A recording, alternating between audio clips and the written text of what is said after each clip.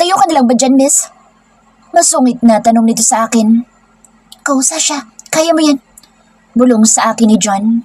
Nang tumingin ako kay Manong ay nakita ko ang pagdilim ng mukha niya.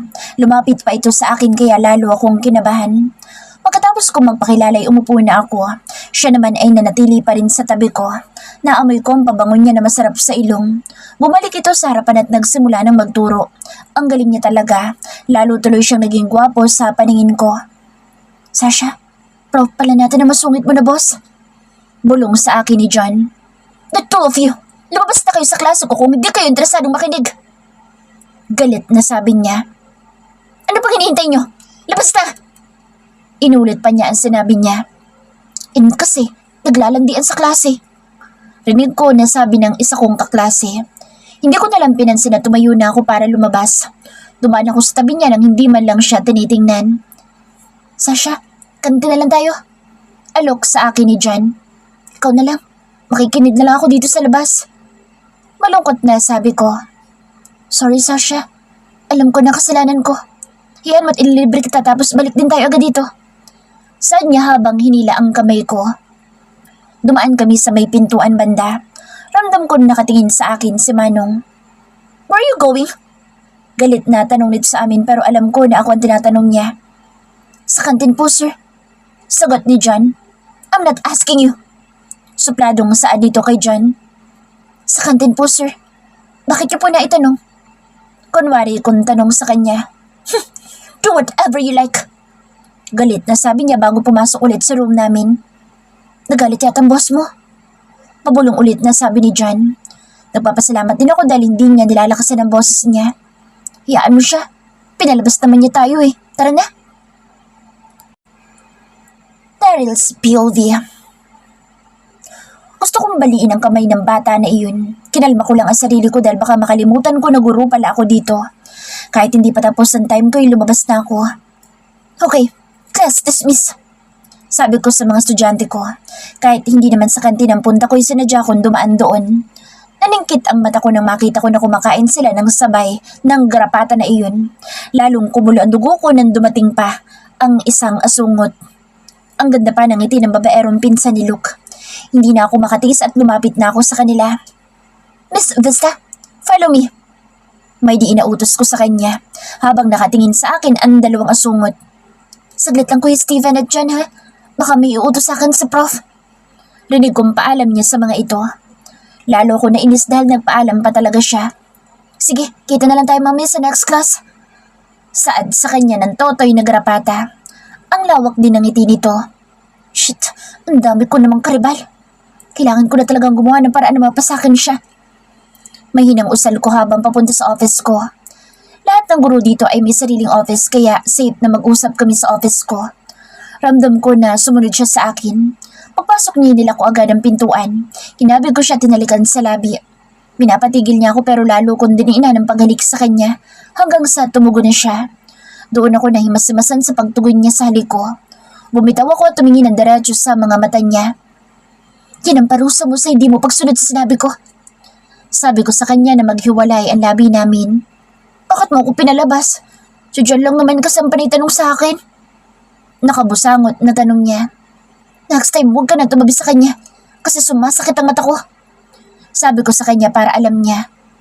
Mahirap yung sinasabi mo na yan. Makulit pa naman yun. Pagdadahilan niya pa sa akin. Okay, fine. Ihanda mo na lang sarili mo sa parusa mo pag uwi natin sa kondo. Pagbabanta ko sa kanya. Anong parusa? Nagtatakang tanong niya. Napangiti naman ako sa ekspresyon ng mukha niya. Hindi ko tuloy maiwasang halikan ulit siya. Napatigil lang kami nang may kumato kaya mabilis niyang kinuha ang vacuum para maglinis. Ako naman ay binuksan ang pintuan at nasirang araw ko nang makita ko kung sino ang bumungad sa aking harapan. Sasha's POV. Masaya kaming kumakain sa kantin ni John nang lumapit sa amin si Stephen. Hey Sasha, it's good to see you here. Sabi niya sa akin habang nakangiti. Hi Kuya Stephen. Bati ko sa kanya. Oh, Kuya, bro, may kapatid ka na pala na babae ngayon? Sabi ng kaibigan nito. Kaya napangiwi ako at kita ko na siniko ni Kuya Stephen ang kaibigan niya. Who's this guy, Sasha? Tanong niya sa akin. Si John po, classmate ko. Pakilala ko dito, pero dadma lang sila sa isa't isa. Ang attitude pareho. Hinayaan ko na lang sila, baka ayaw nilang magpakilala. Napaintag ako nang tawagan ako ni Manong. Wala akong nagawa kundi sumunod. Alam ko na galit ito ngayon pero mas galit ako. Unang araw sa klase pinalabas niya ako. Mauna na ako sa inyo. Paalam ko sa dalawa. Pero hindi ka pa tapos kumain. Sabi sa akin ni John. Kita na lang tayo sa next class. Bye. Paalam ko kay John. Nagtatakang tingin na ipinukol sa akin na Stephen. Ngumiti na lang ako ng alanganin dahil hindi ko alam ang sasabihin ko. Tanging si John ang nakakaalam na boss ko, si Daryl. Hindi ko pwedeng sabihin sa kahit sino na lang. Ayoko ipagkalat na isa akong maid. Alam ko walang masama sa pagiging maid. Maid ka na marupok. Biglang bulong sa akin ang kontrabida kong utak. Mabilis akong sumunod kay Manong. Pagpasok pa lang namin sa office niya ay nilak niya ang pinto, sabay kabig sa akin at sinakop ang labi ko. Ramdam ko ang inis sa halik niya. Alam ko na galit siya kaya buong puso ko siyang tinugon para iparamdam sa kanya ang nararamdaman ko ngayon. Bumitaw kami sa isa't isa at nakatingin siya sa akin gamit ang mapupungay niyang mga mata. Muli niyang sinakop ang labi ko at sa pagkakataong ito ay malalim at puno ng pananabik. Hindi ko maiwasang hindi lumabas ang ungol ko. Kanina lang ay ginawa namin sa kondo pero ngayon ang init na ng pakiramdam ko at sa tingin ko'y nagsisimula na mabuhayan ako. Dari, baka may pumasok. Saad ko sa kanya. I told you that no boys pero nakikipag-usap ka pa rin. Inis na sabi niya sa akin. Hindi ko yata magagawa sinasabi mo na yan. Kasi paano ko makakapag-aral kung iwasan ko silang lahat? Paliwanag ko sa kanya. Okay, fine. Tanggapin mo na lang ang parusa mo lagi kapag nakita kitang may kasamang iba. May pagbabanta sa boses niya at sinimulan niya sinasabi niya na paghalik ulit sa akin. Nabuksan niya ang butones ng damit ko na may biglang kumatok. Shit! Wrong timing! Inis na sabi nito. Ako naman ay mabilis na inayos ang damit ko at nahagip ng mata ko ang vacuum kaya mabilis ko itong pinaandar habang si Manong ang nagbukas ng pinto. Nagulat ako nang bigla na lang itong halikan ni Aryan. Naikuyom ko ang palad ko dahil bigla na lang ako nainis sa nakikita ko. Nag-vacuum ako papunta sa kanila. What the hell are you doing? Galit na sigaw ni Aryan sa akin. Sorry po, may ipis po kasi. Walang ganang sagot ko. Stupid! Biglang sabi niya sa akin. Stupid ka rin. Kastigo ko sa kanya sa isipan ko. What are you doing here, Aryan? Tanong ni Manong dito. Visiting you, love. Sagot naman ito kay Manong. Oh, love. Wisit. Love pala ha. Umanda ka sa akin mamaya, Manong ka. Ano naman ang ginagawa ng maid mo dito? Don't tell me sinama mo siya para maglinis dito. May panguiyam na tanong nito kay Manong. Mind your own business, Aryan. And Sasha is my student here, just not my maid. Seryosong sabi ni Manong. Ako naman hindi makapaniwala na ipagtatanggol niya ako sa ex niya. Kahit papaano ay nawala ang inis ko sa kanya. Prof, balik na po ako sa klase ko. Paalam ko dito. Hindi ko na siya hinintay na magsalita pa. Ayoko nang makigulo sa kanila. Habang naglalakad ako sa hallway ay nakasalubong ko si Max. Guro siya dito kaya wala akong choice kundi batiin siya. Good morning, Miss Oli. Sabi ko sa kanya. Ngayon ko lang nalaman na Maxima Oli pala ang name niya. Hindi man lang ako pinansin. Nang makalagpas na ako sa kanya ay nagsalita ito. Kay Daryl ka ba galing? Tanong niya sa akin. Opo, ma'am. Naglinis po ako doon kaso dumating po si Miss Aryan. Sabi ko sa kanya. That bitch. Sabi nito at mabilis na naglakad papunta sa office ni Manong. Napangiti naman ako sa kalokohan ko. Hirap maging gwapo dahil madami nagkakagusto. Hindi ko alam pero humakbang ang pa akong pabalik sa office niya. Parang ayokong bigyan ng moment ang mga bruha. Senyorito? Tawag ko dito kaya nakita ko na nagulat ito. Hindi niya yata inaasahan na babalik pa ako. Bakit ka pa bumalik? Tanong sa akin ni Aryan. Nakalimutan ko kasing humingi ng baon sa boss ko. Natutuwang sabi ko. Lumapit ako sa kanya at inilahad ko ang palad ko. Ngumiti din ako nang may kasamang inis. Baon ko po. Nakita kong napalunok ito. Binigyan niya ako ng 1,000. Ang laki naman po nito. Wala po ba kayong smaller bill lang? Tanong ko sa kanya. Wala. Just keep it. Nautal na sagot niya sa akin. Babalik na lang po ako mamaya kapag may sukli na. Mataray na sabi ko sa kanya bago ako lumabas. Hindi ko alam kung matatawa ba ako sa mukha niya pero tingin ko itan siya. Wala naman talaga akong balak na bumalik dahil mahuhuli na ako sa klase ko. Mamaya makikita kami ng mga kaibigan ko dahil dito rin pala sila nag-aaral. Daryl's POV. Hindi ko inaasahan na pupunta si Orion dito. Hinalikan na lang niya akong bigla kaya bigla akong kinabahan dahil alam ko na naiinis si Manang sa paraan ng pagkakatingin niya sa akin. Lalo akong kinabahan nang nagpaalam ito. Pag-alis niya ay kinausap ko si Orion. I don't like the idea na pumupunta ka dito, Orion. Seryosong saad ko sa kanya. Daryl, bumalik na tayo sa dati, please. Gagawin ko lahat ng gusto mo. Parang iiyak na nasabi niya. I'm sorry, Orion, pero walang chance na bumalik tayo sa dati. Sabi ko sa kanya. May mahal ka na bang iba? Tanong nito. Daryl! Tawag sa akin ni Max at hinalikan din ako sa labi. Shit, nadagdagan pa ang kasalanan ko dito kay Manang. Napatingin ako sa pinto na may biglang pumasok kaya nilamig na ang mga kamay ko. Senyorito! Sigaw niya sa akin. May nararamdaman akong kakaiba. Nagulat ako dahil humingi ito ng baon na talagang may diin sa mga salita niya. Nautal pa ako sa pagsagot sa kanya. Nang makalabas ito ay binalingan ko ang dalawa na nagtatalo ngayon. The both of you, leave my office now. Inis na utos ko sa kanila. But, Daryl, leave now. Kalmadong saad ko sa kanila. Padabog naman na lumabas si Aryan at naiwan si Max. What are you waiting for? Tanong ko kay Max. Relax, Daryl. Galit ka na agad? I'd miss you. Pwede ba akong pumunta sa condo mo mamaya? Tanong niya sa akin. I'm busy, Max. You can leave now. And one more thing. Hindi ka na pwedeng pumunta sa condo ko. Pagbigay alam ko sa kanya. What? Bakit naman, Daryl? Tanong niya sa akin. Gusto ko na maging masaya ka, Max. Find a man na mamahalin ka at hindi ako yun. I'm sorry. Sabi ko sa kanya. Seryoso ako sa sinabi ko at ayoko na ng ganoong setup. Mahal ko si Sasha, kahit hindi ko iyon kayang aminin sa kanya. Alam ko din na nasaktan ko si Max pero simula pa lang ay alam niya na wala siyang aasahan sa akin and she still agreed with it. Lumabas ito nang walang kahit na anong salita na binitawan. Hinayaan ko na lang siya at naghanda na ako para sa susunod kong klase. Ihahanda ko ang sarili ko mamaya dahil alam ko na may galit sa akin na isang Manang. It's lunchtime kaya pumunta ako sa kantin para kumuha ng food ko. Simula noon ay gustong gusto ko ang mga pagkain doon. Mahaba ang pila kaya naghintay muna ako. Nilibot ko ang tingin sa loob ng kantin. Shit, hindi ko maiwasang hindi magmura nang makita ko si Manang na nilapitan ng pinsan ni Luke. Sir, mauna na po kayo. Saad sa akin ang isang student. Akala siguro niya ay minura ko siya. No thanks. I'm fine. Sabi ko sa kanya. Huminga ako ng malalim bago umalis na doon dahil kung hindi ko gagawin ay mapapaaway pa ako. Buong araw akong bad trip dahil sa nangyari. Hindi na nga ako kumain ng lunch ko. Umanda talaga siya pag uwi mamaya.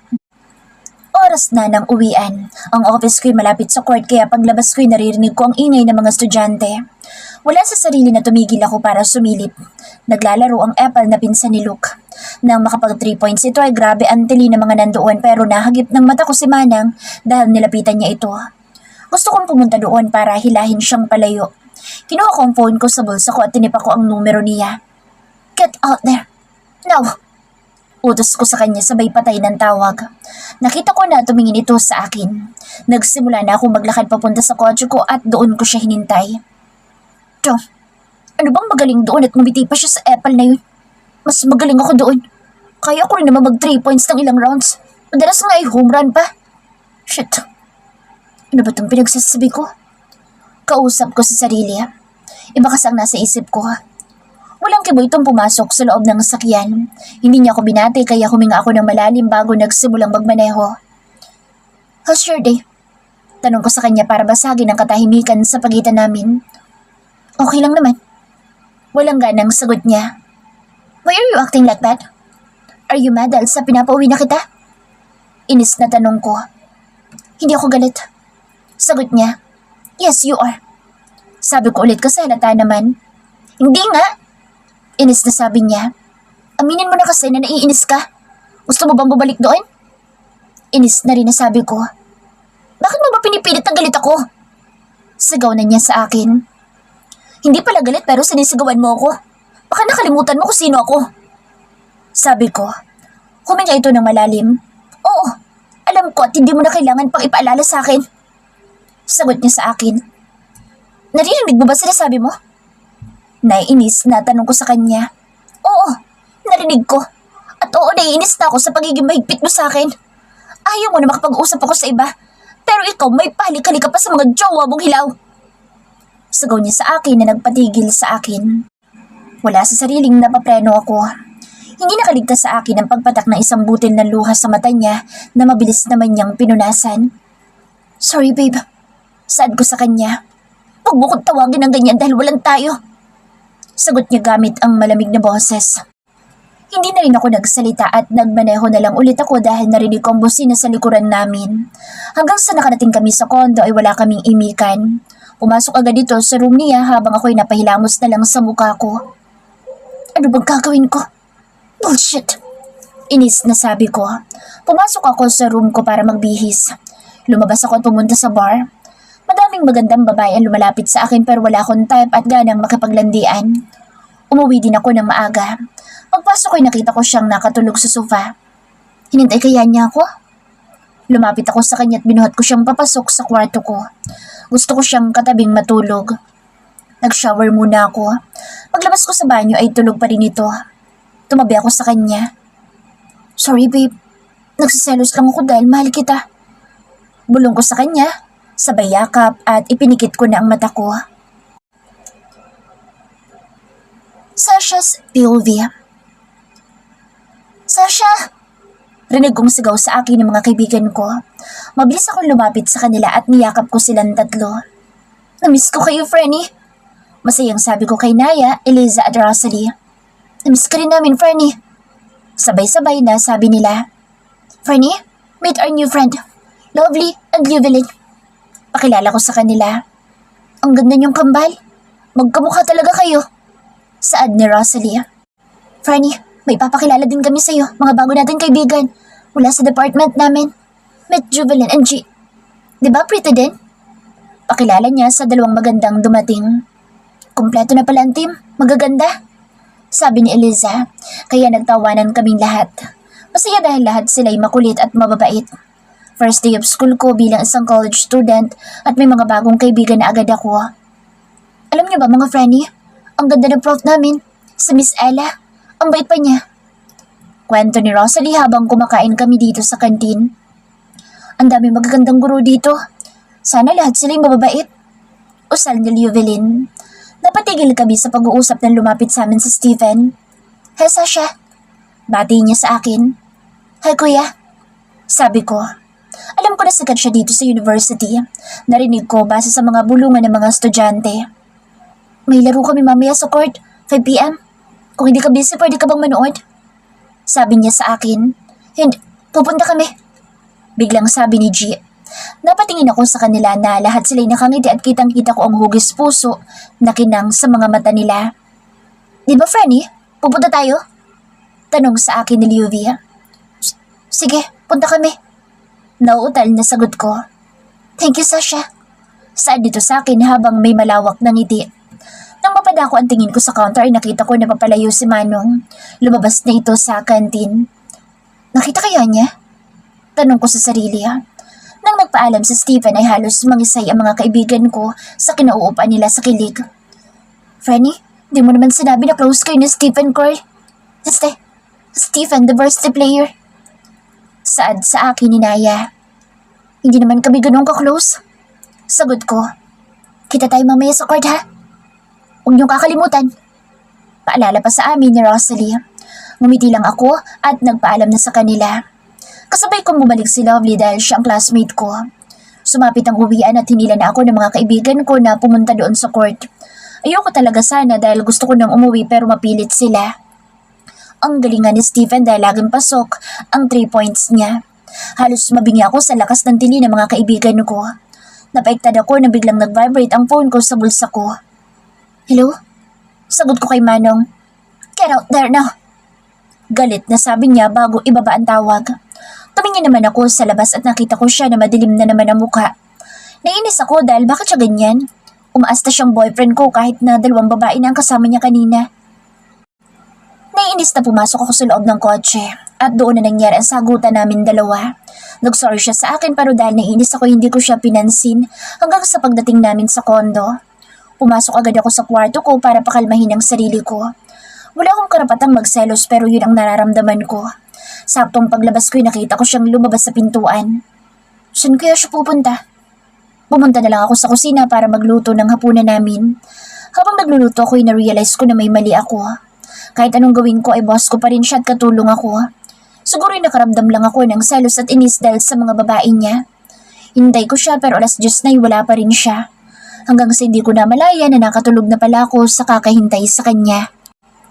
Nagising ako ng madaling araw dahil may mabigat na nakadagaan sa akin. Idinilat ko ang mata ko at bumungad sa akin ang gwapong mukha ni Manong. Oo, may inis ako sa kanya pero hindi naman nagtatagal. Tanggalin mo nga yung binti mo. Kunwari, inis ko sa kanya. Ungo lang ang tanging sagot niya sa akin. Ang bigat kaya, ihuhulog kita dyan. Sabi ko sa kanya. Idinilat dito ang isang mata niya at tumingin sa akin. Hindi niya inalis ang binti niya at lalo pa niya akong niyakap ng mahigpit. Matulog pa tayo, babe. Bulong niya sa akin na nagdulot ng ibang kiliti. Lilipat na ako sa kwarto ko. Sabi ko sa kanya. Stay here, please, babe. Pakiusap niya sa akin. Hindi ako nakinig dahil nagtatampo pa rin ako sa kanya. Pinipilit ko na alisin pero hindi ko kaya. Galit ka pa rin ba sa akin? Malungkot na tanong niya. Hindi ako sumagot sa kanya. Tumingin ako sa mga mata niya at nakita ko ang lungkot na dumaan. Huminga muna ako ng malalim bago ako nagsalita. Hindi naman ako galit sa'yo. Naiinis lang. Sagot ko sa kanya. Umiwas ako ng tingin sa kanya. Sorry, babe. Alam ko na mahigpit ako sa'yo. Hindi ko lang kasi gusto na may ibang lalaki na lumalapit sa'yo. Anya sa akin. Bakit naman ayaw mo? Tanong ko sa kanya. Umiwas ito ng tingin sa akin at hindi sumagot. Hindi ko alam pero parang nasaktan ako. Sige na, lilipat ako sa room ko. Saad ko sa kanya. Nagulat ako sa ginawa niya dahil bigla na lang niya akong hinalikan. Inaawat ko siya, hindi dahil sa ayoko sa halik niya kundi hindi pa ako nagtutoothbrush at nag-aalala ako sa amoy ng hininga ko. Pwede bang huwag mo akong halikan? Sagaw ko sa kanya. Babe, tawag niya sa akin. Ano kasi? Kasi hindi pa ako nagtutoothbrush. Nahihiyang sabi ko. It doesn't matter, babe. Ako rin naman hindi pa nagtutoothbrush. Sabi niya habang tumatawa. Kasi ikaw lagi kang fresh. Ako hindi. Nakangusong sabi ko. Mas lumapit ito sa akin dahilan para maduling ako sa sobrang lapit ng mga mukha namin. Wala naman akong pakialam, babe. Para sa akin, masarap pa rin naman ang labi mo. Saad niya, sabay sakop sa labi ko. Ayan na naman ang halik niya na dahilan para matanggal ang lahat ng pagkabahala ko. Isang masuyo at puno ng pag-iingat na halik. Tunugon ko ang halik niya at sinabayan ang bawat hagod ng labi niya. Hindi ko maiwasang mapaungol. I want you, babe. Bulong niya sa pagitan ng mainit naming halik. Sinagot ko siya sa pamamagitan ng halik. Tumagan agad ito sa akin. Naghalikan kami at bumaba ang halik niya papunta sa leeg ko. Nakasuot ako ng duster kaya mabilis niyang ibinaba ang damit ko. Good luck na lang talaga sa balakang ko at kung makakapasok pa ako mamaya. Malandi ka rin kasi. Sarap na sarap ka, di ba? Bulong ng kontrabida kong utak. Masarap talaga. Sagot ko naman dito pero tanging nasa isipan ko lang. At iyon nga ang nangyari. Umabot lang naman kami ng 5 rounds. Pagod na pagod ang katawan ko lalo na ang petchay ko. Sa tingin ko inalanta itong bigla. Daryl's POV. Babe, wake up. Bulong ko sa kanya dahil malilate na siya sa pagpasok. Alam ko na napagod ko siya sa ginawa namin kanina pero alam ko na hindi rin ito liliban sa klase. 5 minutes. Inaantok na sagot niya sa akin. Napangiti ako dahil kahit na anong gawin niya ay maganda pa rin siya. Babe, pasok ka pa. Ulit nagising ko sa kanya dahil ayaw niya pa rin gumising at bumangon. Oh my gosh, may pasok pa nga pala ako. Anong oras na? Tanong niya sa akin. 7:15. Sagot ko sa kanya. Bakit hindi mo ko ginising na maaga? Aray! Galit na sigaw niya sa akin. Napaintag ito nang bumangon siya. Are you okay? Nag-aalalang tanong ko sa kanya. Mamaya mo na ako tanungin kung okay lang ba ako dahil malilate na ako. Sigaw niya ulit sa akin. Babe, I need to shout. Naririnig naman kita. Saad ko sa kanya. Sorry pero wag muna tayo mag-usap ngayon dahil malilate na talaga ako. Sabi nito habang mabilis na tumakbong palabas ng kwarto ko. Napailing na lang ako dahil ang totoo ay 6:30 pa lang talaga. Hindi ko naman nahayaan na malate siyang pagpasok. Nakonsensya din ako sa ginawa ko pero nagawa ko na kaya haharapin ko na lang ang galit niya mamaya. Naawa din ako sa kanya dahil nahirapan siyang maglakad ng maayos kanina pero tumakbo pa siya. Kasalanan mo to, Daryl Jr. dahil hindi ka tumigil sa kakapasok. Kunwari, galit ko nakausap sa kaibigan ko down there. Hindi ko kasi mapigilan ang sarili ko na hindi siya angkinin ng paulit-ulit. Naligo na ako at naghanda na sa pagpasok. Umilaw ang phone ko kaya binuksan ko para tingnan ko sino ang nag-text. Lagot ka talaga sa akin mamaya, Mano. Pero thank you kasi hindi ako late. Dito na pala ako sa university. Naliligo ka ata nung umalis ako. Ingat ka sa pagdadrive. Basa ko sa mensahe na pinadala niya. Napangiti naman ako sa nabasa ko. Ang bilis naman ng kilos niya. Siguro nataranta talaga siya kaya mabilis siyang umalis. Kumain kaya siya? Tanong ko sa sarili. Lumabas na ako sa room ko at nakita ko na may bawas ang sandwich na ginawa ko. Siguro ibinaon na lang niya. Napailing na lang ako habang nagmamaneho nang maalala ko ang mukha niya habang sinisigawan ako kanina. Ay naku Manang, ang ganda mo pa rin kahit nagalit ka na. Wala sa sariling sabi ko. At kagaya pa rin ng dati ay pinipilit kong kumilos ng normal at maging seryoso. Palabas ako ngayon dahil katatapos lang ng isa kong klase. Good morning sir. Bati sa akin ng mga estudyante na nadadaanan ko. Hindi ako sumagot at patuloy lang sa paglalakad.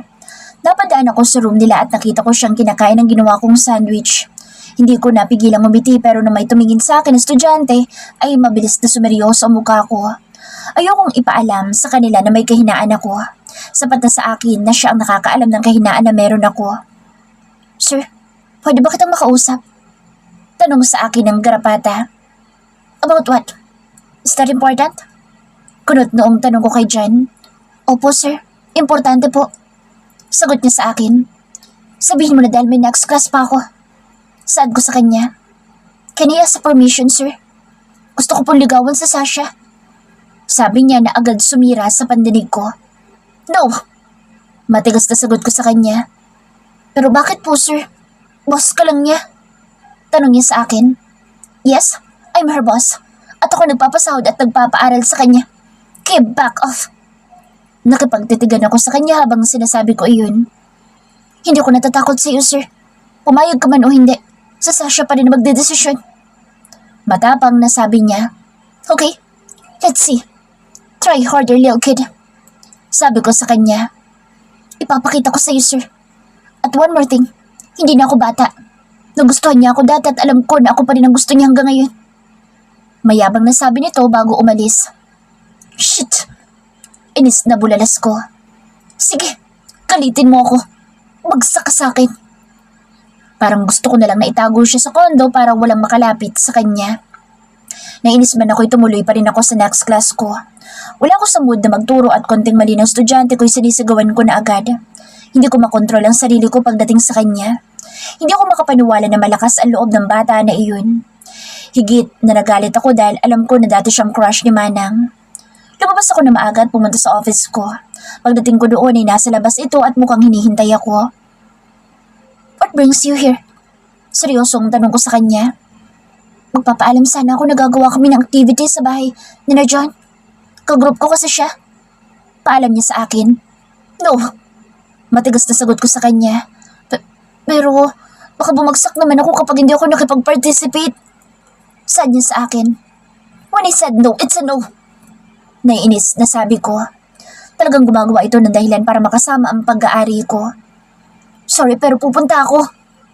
Galit ang boses niya habang sinasabi niya iyon sa akin. Mabilis din niyang nilisan ng office ko. Damn it. Ano bang gagawin ko? Shit. Inis na sabi ko habang tinatanaw ang bulto ng katawan niya na papalayo sa akin. Yung nagkaayos kami pero parang magkakatampuhan na naman kami. Pumasok ako sa office ko at tumiga sa couch habang nasa noo ko ang braso ko. Nag-iisip kasi ako kung ano ba ang dapat kong gawin. Wala sa sariling nagtipa ako sa phone ko.